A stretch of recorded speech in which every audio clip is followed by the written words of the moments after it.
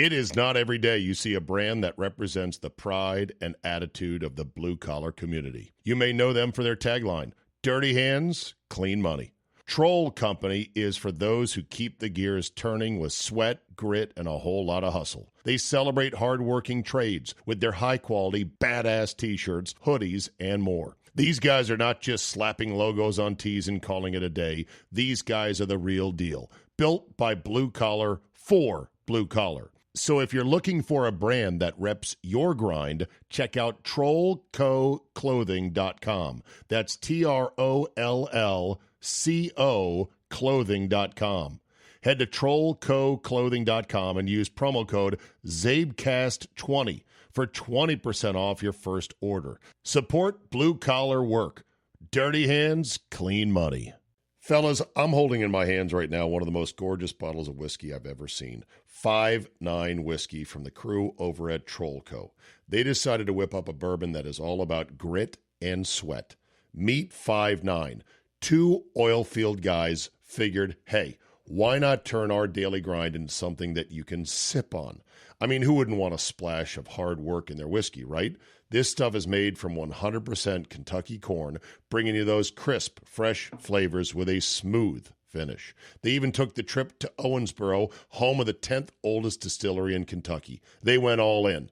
And what about the name? Well, 5.9 is a nod to those who clock in from 5 a.m. till 9 p.m. Forget that 9 to 5 life. These are the real champions who put in the sweat and the toil. They work hard, and now they're pouring that same energy into their whiskey. So why not grab a bottle? Head over to 59whiskey.com. That's F-I-V-E 9 spelled out whiskey.com. And use the promo code CzabeCast20 for 20% off your first order.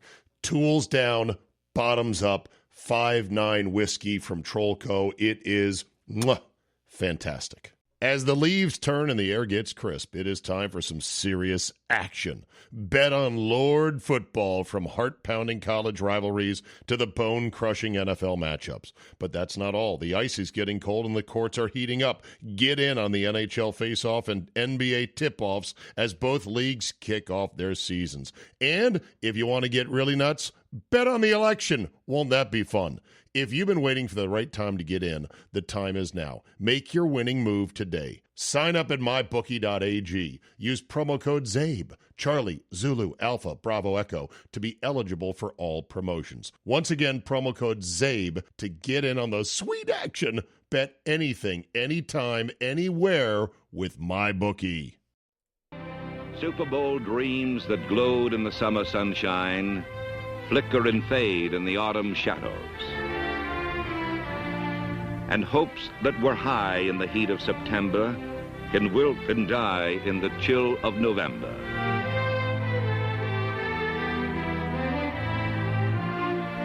November can be cold and gray. November can be surly, with bitter rain upon the world and winter coming early.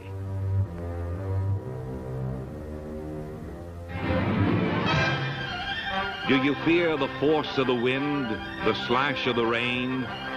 Go face them and fight them. Be savage again. The palms of your hands will thicken. The skin of your cheek will tan. You'll grow ragged and weary and wet, but you must do the best you can.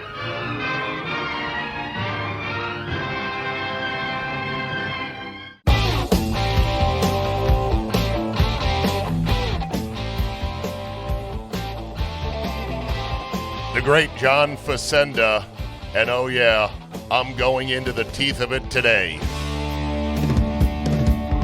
Feeling down and dirty, feeling kind of mean. Thank you to my unofficial show researcher and podcast researcher and link flinger, Tim McDarby, longtime fan, lives down in Texas. Been through a lot health-wise, but Timmy, thank you, buddy. He always sends me, hey, this is right up your alley. He sent me this link to the great NFL Films John Facenda narration of September and what it means. And now that we are into September, it's week 9 in the NFL. Indeed, many teams and their dreams have wilted and died.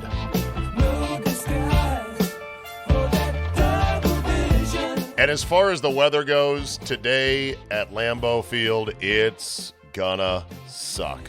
But guess what? I'll be there. That's why I'm recording this on Sunday morning. And there are no results from Sunday's NFL, but I got plenty to talk about. An Ollie Williams special at Lambeau. And now here's Ollie Williams with the Blackie weather forecast. Ollie? It's gonna rain. Thanks, Ollie. Let's go live to Ollie Williams with the Blackie weather report. Ollie? It's raining sideways. Sounds rough, Ollie. Do you have an umbrella? Had one. Where is it? Inside out, 2 miles away. Is there anything we can do for you? Bring me some soup. What kind? Chunky. Fill my eyes with that double vision. Yes, indeed. I have bought another golf rain suit because I forgot to travel one of the 3 of them that I own to Wisconsin this week for the game.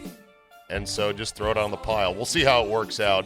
My good friend and Sunburn Bowl 1 MVP, Jason Autumn, has done something very stupid. He audibled back into going to this game, even though he was off the hook because his beautiful new puppy bulldog, Vader, had a corneal scratch that was going to keep him at home tending to the dog. And then he's like, oh, you need somebody to go with, Czabe? You need a wingman? Maybe I'll resell my tickets to the game for whatever I can get on the resale market, and then I'll go with you and your free ticket. He said that on Friday. Now today has come, and it's going to be an absolute monsoon at Lambeau Field. Okay, I know you're saying, well, you're going to leave early, so who cares? Well, we'll see about that.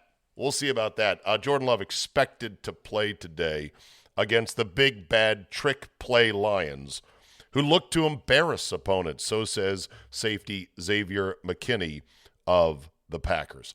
This is the eternal dilemma about the NFL, is that the television product, because remember, it's a TV show about quarterbacks, is so good and so comfortable and so glorious and so cheap and so not time-consuming.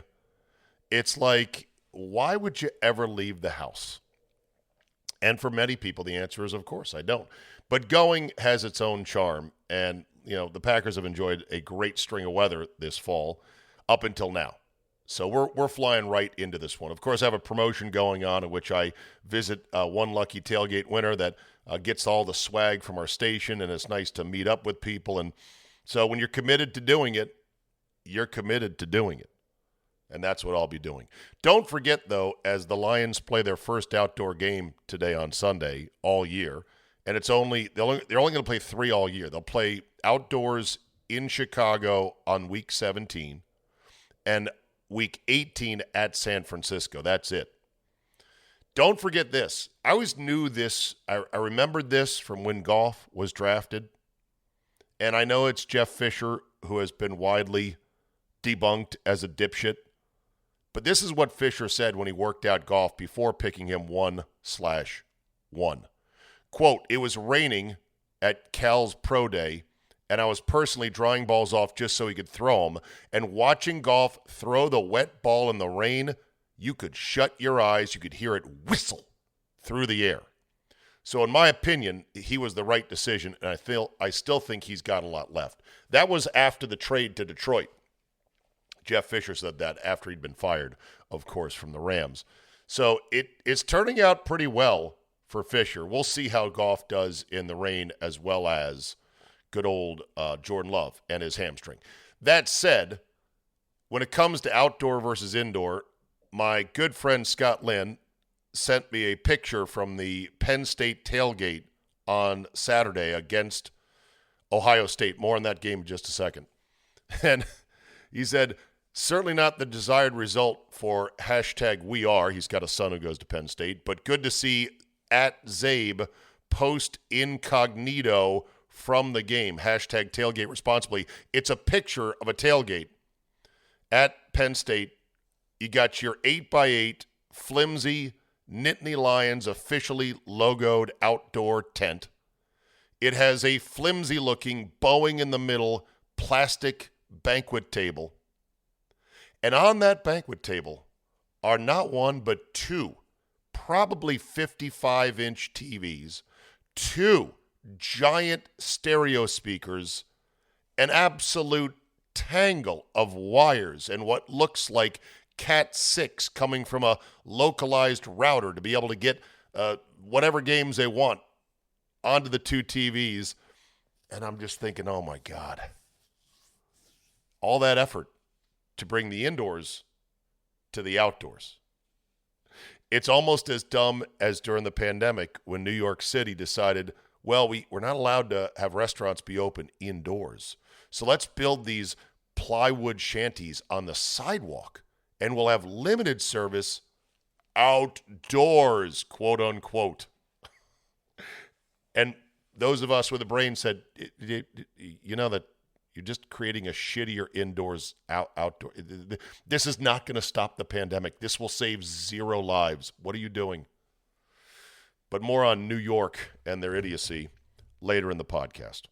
So, going to the game today, wish me luck. We'll see how it goes. And rain suit in hand, tags still in the bag from PGA Superstore. Now, if I return that, rain suit because I own a couple in Virginia, is that wrong? Is that ethically wrong? If I know that, I could say, look, I tried it, it leaked, or I tried it, I didn't like it. It was not cheap, $175 for the jacket, $110 for the pants, I do believe. Either way, let's get to the Penn State game. They fall short once again to Ohio State. 20-13 your final with Penn State having the ball at the 5-yard line twice and getting exactly 0 points out of it. The final straw was midway through the fourth quarter when they got first and goal from the 3, ran the ball twice for 2 yards. I forget what else happened. Then they threw, and that was it. They couldn't get in the end zone from the 3. I think the more brutal exchange was at the end of the first half, not because the Ohio State DB made a great play to pick the ball off and turn what could have been 7 into 0, what should have been an easy 3 at worst into a 0, was the way that Franklin and his staff botched the timeout situation leading up to it. They let 30 seconds run off the clock as they were trying to move into scoring position, and then they finally did, and now all of a sudden, because they don't have those 30 seconds back, they only have 1 play, not 3 throws or 3 runs at the end zone. Dumbest thing ever, and the announcers were all over it. Not as bad, oh, by the way, as Dabo Swinney down big in the final minutes of their game against Louisville, in which he kicked an extra point to go down 12, 33-21 your final score, when a 2-pointer would have put him down 11, which is a conceivable Hail Mary comeback of 8, 6 plus 2 plus 3. Hello, Jimbo. Or not Jimbo. Hello, Dabo. And the announcers are like, what are they doing here? Do they not have a laminated card? Look, these coaches are paid a lot of money in college, and they have to do a lot of stuff. And the portal and the NIL issue now is becoming more and more challenging. The football coaches are leaning into it, those that have the resources. The basketball coaches who know they're going to be fucked, like Tony Bennett at Virginia, they're like, I'm out. See ya. But James Franklin botched it at the end of the first half. His offense couldn't punch it in at the end of the game. And they never got the ball back after that failed punch-in at the end. It reminded me a lot of the Michigan game last year. So Penn State is now 1-10 under Franklin against Ohio State. They've lost 8 straight.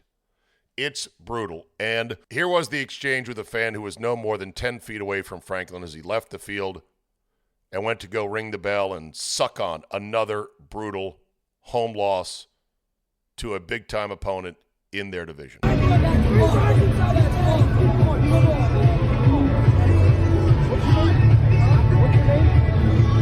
you're going to be man enough to call. What's your name?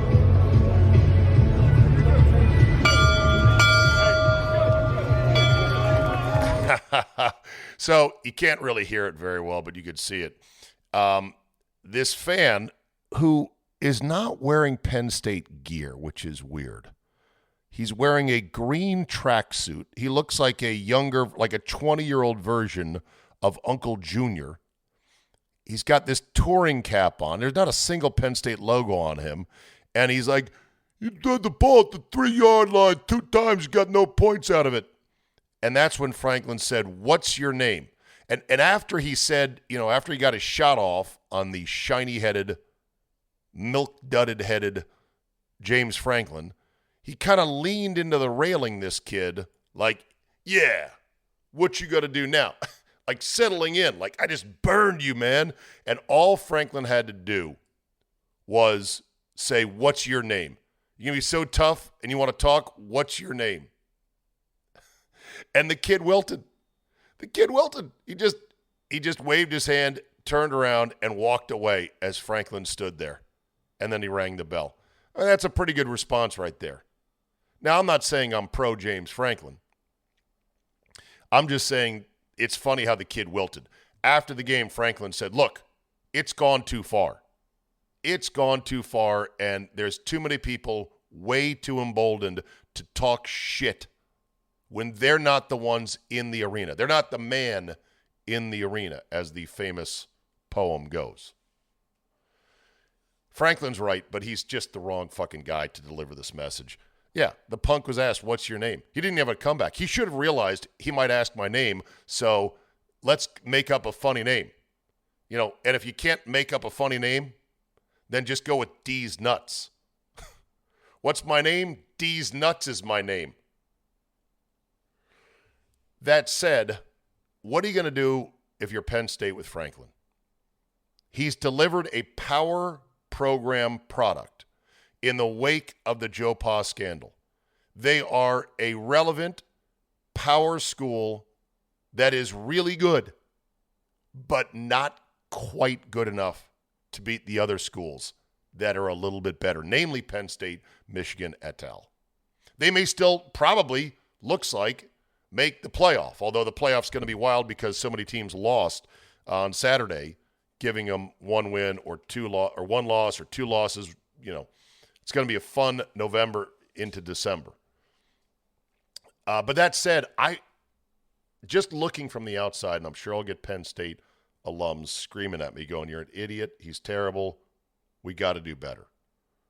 Who are we going to hire? There's nobody better out there.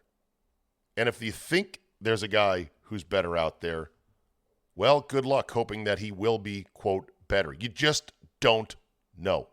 Lincoln Riley lost again this weekend against Washington, 26-21. That drops USC under 500. There is no way to spin it, especially given that Caleb Williams was the number one pick in the draft, that the Lincoln Riley tenure so far at USC has been a complete disaster. Not what they expected, not what they're paying for, and now it's going to start to get a little bit wobbly if this does not turn around for him. Who you going to get? And how do you know they're going to be better? It's a tough deal. And again, I don't bleed Penn State. Even though my nephew went there, even though Scott Lynn's son goes there, even though my wife got a postgraduate degree from the Penn State University. Seems like Franklin's delivering a power program that's really, really good, just not good enough. You want to stick with that and hope it turns around? It might be the easiest thing to do. Or you could blow it up and start over and get some other hot assistant. Go steal Kurt Cignetti from Indiana after they stole him from JMU. Google me, I win. What a great line from Cignetti. They're 9-0, by the way. Indiana beat Michigan State 47-10. One of the teams that's looking good after this weekend. You had Georgia beating Florida. Hold that thought for a second. Army goes to 8-0. They stuff Air Force 20-3. Miami just routs Duke 53-31. They're 9-0. Ole Miss put a 60-burger on Arkansas 63-31. They're 7-2. And Boise State beat San Diego State 56-24. Ashton Jeanty, who should win the Heisman, hands down. 149 yards and 2 touchdowns. That's actually a slightly minus day for Ashton Jeanty. He's got 8 straight 100-yard rushing games. That's a school record, or tying a school record set by Jay Ajayi. Oh, name from the past, baby. But otherwise, there was a lot of carnage that went on, other than Oregon and Georgia winning. And, of course, Ohio State. 4th-ranked Ohio State winner. Number 1 Oregon, number 2 Georgia. Winner. Ohio State goes down. Texas A&M loses to fall to 7-2. They lost to South Carolina 44-20. Clemson lost to Louisville. As I mentioned there, the math was not mathing for Dabo. 33-21. They're 6-2 now. Iowa State beat Texas Tech. Iowa State lost to Texas Tech. They're now 7-1. 23-22 your final there. And then K-State got upset by Houston 24-19. They're now 7-2. Oh, and one more. SMU ran their record to 8-1 with a 48-point output against Pitt, winning 48-25. Pitt was ranked number 18. SMU is going to get it cooking now that they're finalizing this nil settlement, and they're kind of setting what is essentially a, not salary cap, but a budget for each school to spend on NIL, collective NIL. If you haven't seen the 30 for 30 on SMU back in the Pony Express days when they were given Eric Dickerson Trans Ams, and the coach saying, look, I got a payroll to meet here, when that kind of stuff was completely and blatantly illegal and they gave him the death penalty, definitely watch the 30 for 30 on the Pony Express. SMU will be back, even though one guy I talked to yesterday was like, SMU, really? And I'm like, oh, yeah, they got big, stupid Dallas money, and they want to be good again. And now they've got the letterhead to recruit on. It doesn't hurt to have that ACC letterhead. It gives them a little bit of extra credibility, and so look out. SMU's coming. Just like Deion in Colorado, coming. The results from Saturday definitely helped them out when it comes to possibly winning the conference and making the playoff. Wouldn't that be a pack-it-up-your-ass response to all the critics of Deion early in the year when it looked like the season would be a disaster? You were one of those critics. I know.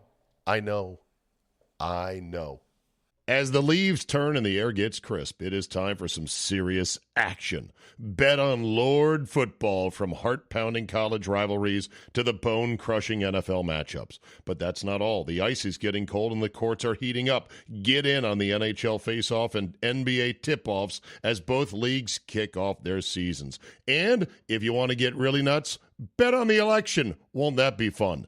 If you've been waiting for the right time to get in, the time is now. Make your winning move today. Sign up at mybookie.ag. Use promo code ZABE, Charlie, Zulu, Alpha, Bravo, Echo, to be eligible for all promotions. Once again, promo code ZABE to get in on the sweet action. Bet anything, anytime, anywhere with MyBookie.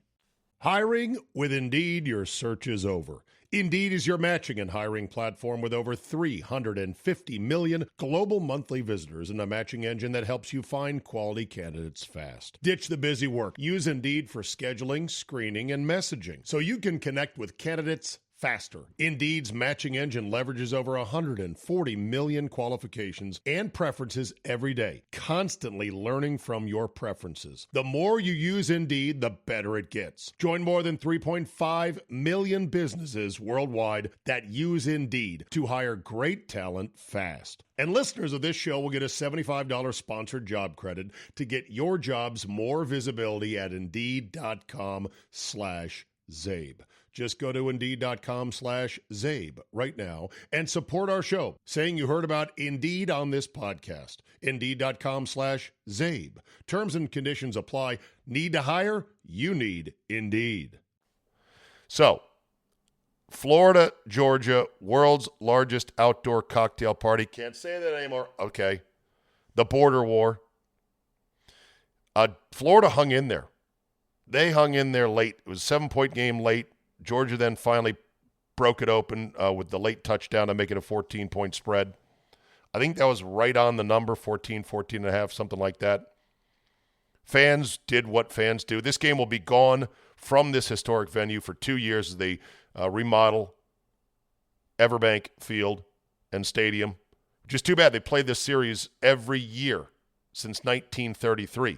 And while there was this wonderful, what I call trinkly piano piece by Jen Latta of ESPN about how a young girl who was a big-time Georgia fan died in a car crash, donated her organs, including lungs, to another older man who was a diehard Georgia fan, who was pretty much going to die if he didn't get a lung transplant, and how that had breathed new life, literally, from one Georgia fan to another, and the families got together, and they bonded in the wonderful experience of rooting for them dogs. How about them dogs?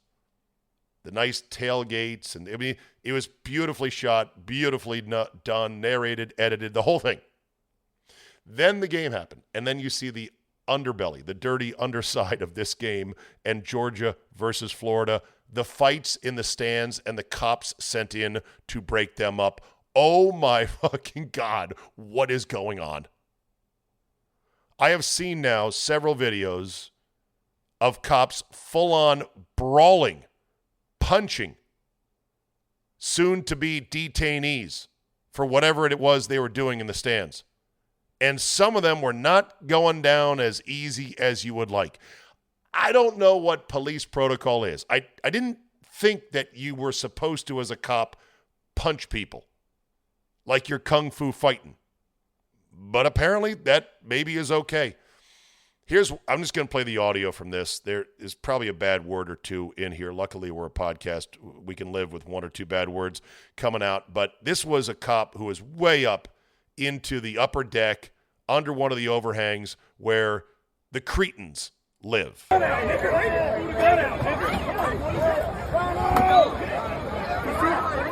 not going to jail. You stop me from having it.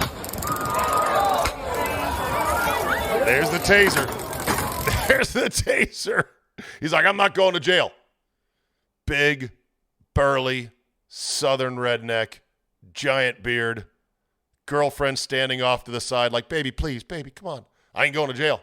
Cop is right there saying, oh, no, you're going.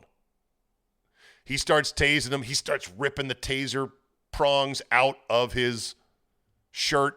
He ain't going down, doesn't seem to be affected. Then he finally falls over the row of temporary seats. This is the temporary section of the stadium that we saw last week when we were down there.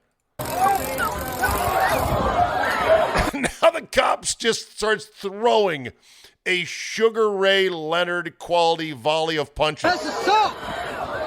That's assault. That's assault. That's assault. Guy is still not going down. He has now somehow recovered from falling over the row of chairs in front of him after being tased, and he's going straight up mano a mano. Shirt being ripped off. Punch to the face. Second cop coming in. Man still not going down. You can't do that. You can't do that. You can't do that. That's assault. That's assault. That's a lawsuit, man. Oh, yeah, that's a lawsuit. It's assault. Oh, my God. That was only one of them. Here's another one. And it might be the same cop. It is a very fit, very buff black guy who seems to be made for this kind of work. Wailing on an older white dude who must have been about my age, 50 or so. Throwing him to the ground, sprawled over the chairs. Somebody tagged it with the SEC. It just means more. Look, I don't know what this older guy did to invoke the wrath of the cops. I know you probably say that's too much. It's excessive force. Come on, seriously. Just go to the stands of a football game, especially an SEC football game that's a rivalry game, and just listen to the shit talking and mayhem that goes on sometimes with guys that you look at saying, you're too old to be doing this. What is your deal? So I'm kind of going to side with the cop on this one. And also, thank God we have police who are willing to go up there into the lion's den of rowdy fan behavior and actually arrest some of these assholes. And are willing, if not relishing, the chance to throw some haymakers. Because once we no longer have anybody willing to sign up to do that, well, then good luck taking your kids and wife to a football game you want to see, because you never know what kind of psychotic assholes you're going to be sitting next to. That said, it was not the only ugly incident in college football over the weekend. I mentioned back to Penn State. Jason Kelce, who did a cameo on the College Game Day set for ESPN. Of course, he's an ESPN employee now for Monday Night Football. But he does not regularly do necessarily College Game Day. He'll do some swing-ons. I don't think he's permanently on their cast. Whatever. He is going to the set of the game, or he's walking somewhere between doing his appearance and going to the game itself at Penn State. And he is carrying a 12-pack of Garage beer, don't know the brand, with a can of Garage beer between his thumb and his forefinger. And he is walking briskly through the crowd, seemingly alone. No security, no nothing. With his typical unibrow and his very laser-like gaze, and he is walking quick. Oh my God! Yeah. He is walking quick, and some douchebag Gen Z fake tough guy says, how does it feel being a bleep since your brother-in-law is going to, or what? I forget the exact phrase he said, but basically it was a jab at Kelce for his brother dating Taylor Swift. Oh my God! Yeah. Oh my God! Yeah. So he grabs the guy, he knocks the guy's cell phone to the ground, he picks it up, and then he Gronk spikes it, and then says, "Who's up? Get now." ESPN has not yet to weigh in on this comment. Certainly, Kelce was nominally the aggrieved party because some fan wanted to talk shit to him and get it on video and try to make it go viral. And there should be consequences. I'm a big believer that we need to bring back FAFO society. Fuck around and find out. We need more old world Wild West where you would dare not look at a guy cross-eyed in a saloon because you might be receiving some lead between the eyes yourself at a moment's notice. Everybody needs to mind their own fucking business. So cell phones have made it the worst, and kids believing that there's no consequences. I'll turn around, I'll become the victim. Look what big bad Kelce did to me. I'm going to sue him for assault. I'm going to sue him for a new phone and emotional damages, who knows what, because he just had to get off some stupid jibe about Taylor Swift. But I have questions here, which is, one, why doesn't Jason Kelce have some security whatsoever? Two, is he not at least understanding and used to the fact that people are going to say dumb shit? Three, is ESPN going to do anything because he uttered a very bad word to the PC police, the F word that ends in 2 T's, clearly in response to this guy? I don't know. It's just getting more and more shitty out there all the time. Which brings me to our final dispute this morning, and then I am going to get geared up to go stand in the rain for 3 hours plus. I give it 2 at most. Okay, we might ail. Finally, Joel Embiid pushed a reporter on Saturday in Philly who wrote a column about him not playing. Marcus Hayes is the reporter or the columnist's name, and he has written for the Philly Inquirer for quite some time. And Embiid is just not ready to play. I mean, the season started. Sixers are struggling out of the gate. He's being paid $63 million a year. He supposedly had all summer, minus, of course, the Olympics, to get healthy and ready, and he's not ready. So Hayes wrote a story that basically invoked how that Embiid talks about his son and his dead brother as motivation with his career to bring greatness and light to the family and all that other stuff. That did not sit well. Did not sit well whatsoever with Embiid, who then pushed him. According to reporters, he said to Marcus Hayes, quote, "The next time you bring up my dead brother and my son again, you're going to see what I'm going to do to you, and I'm going to have to live with the consequences." Embiid continued with several instances of profanity in the next few sentences. Hayes offered an apology, which Embiid did not want. "That's not the fucking first time," said Embiid. Embiid later said that he doesn't care what reporters say, but then Hayes responded with, "But you do." Yeah. All right, lot to unpack here. Embiid is emblematic of the current rot that is the NBA. Way overpaid players. The optional notion of should I play, will I play, do I need to play, load management it's gone way too far. The public is absolutely soured by it. So there's that angle. Secondly, I get where the guy was going with, trying to say, hey, look, if you want your work to reflect what, you feel is positive values for your son and your dead brother, then guess what? You need to actually play. That was the crux of it. So Embiid has talked about this, and it was Hayes who took it and ran with it and then said, well, you got to show up first.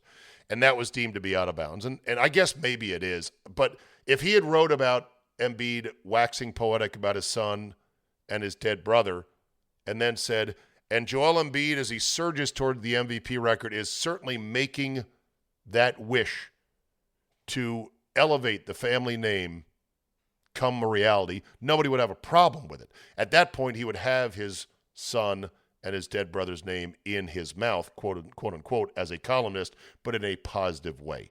I guess it's not fair game to then go, hey, dude, you don't play. I thought you were all about your family. You're not playing. Probably safe to say you should just avoid any reference that could be sensitive like this. That said, apparently this guy Hayes has been a boil on the ass of Philly media for a long time, has been a universally hated guy for a long time. So I don't know what to think exactly. It's kind of two wrongs here. The columnist touched an electrified third rail that you kind of knew was going to get him in trouble. And apparently he's a dick.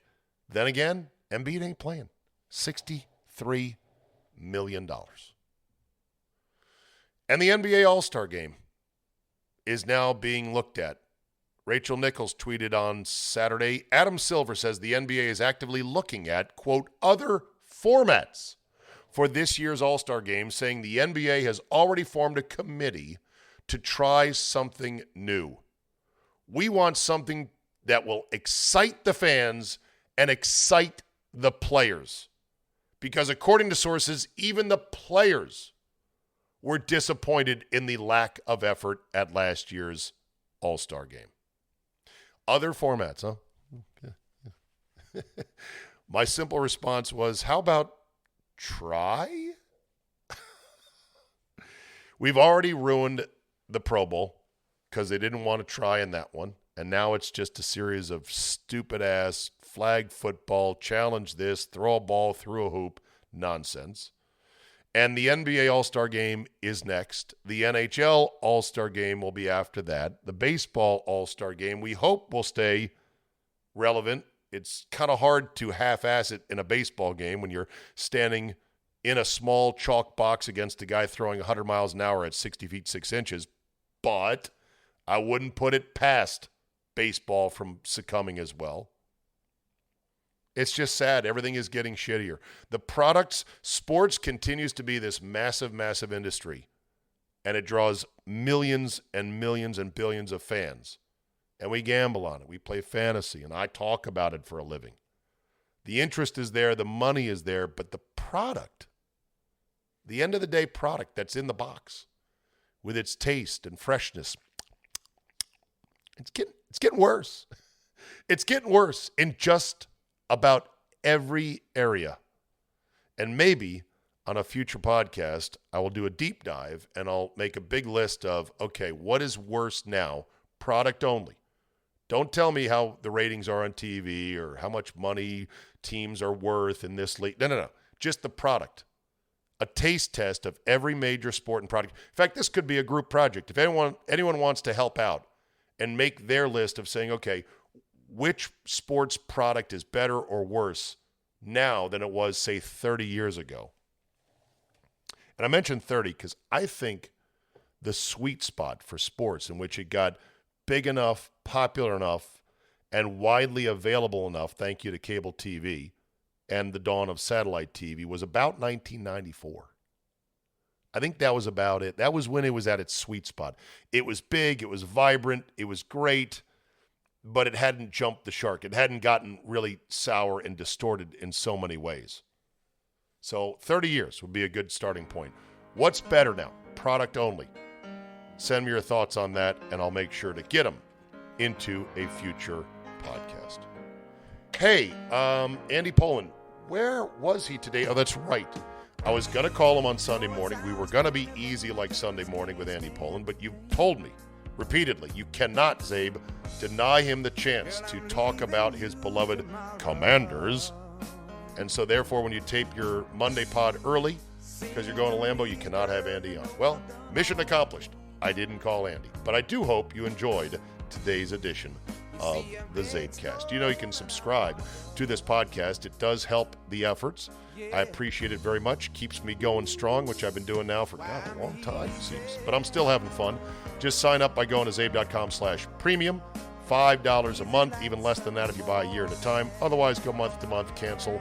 I know we all have tons of subscriptions that we are now tied down by. 5 here, 7 there, 11 there. Holy shit, why do I have 2 of these? So I appreciate everyone who does subscribe. Go to czabe.com/premium for that. And, of course, you get these podcasts weekly, ad-free, big bonus, and you'll get them early.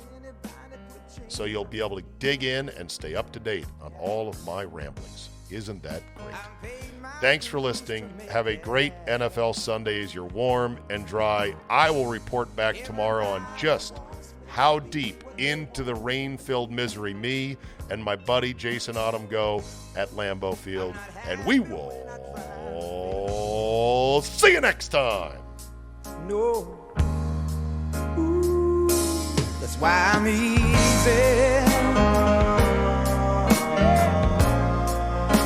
I'm easy like Sunday morning.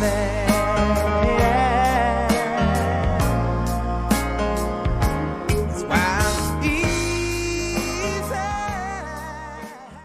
They say to fully enjoy life, you should collect experiences, not things. Physical things you buy become outdated. They lose their appeal. But an experience lasts forever and grows over the years. That's why I want you to know about the Mervis Diamonds South Africa Safari coming this March 2025. Enjoy a 5-star luxury adventure with native South African and longtime fixture on the DC diamond scene, Ronnie Mervis himself, leading the group. I've been on the trip twice, and it is spectacular. You'll fly to Cape Town, see the legendary Table Mountain, visit wine country and the spectacular coast. Then it's off to the Kapama Game Reserve to see the Big Five in their natural habitat: lion, elephant, Cape buffalo, leopard, and rhino.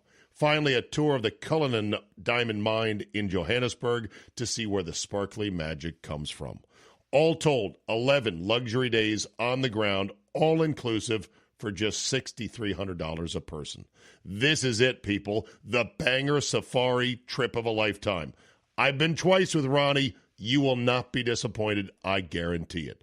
Book now. Space is limited, and it's filling up quick. For more information, go to mervisdiamond.com/safari or call travel consultant John Almeida at 888-722-4872 and tell him I sent you.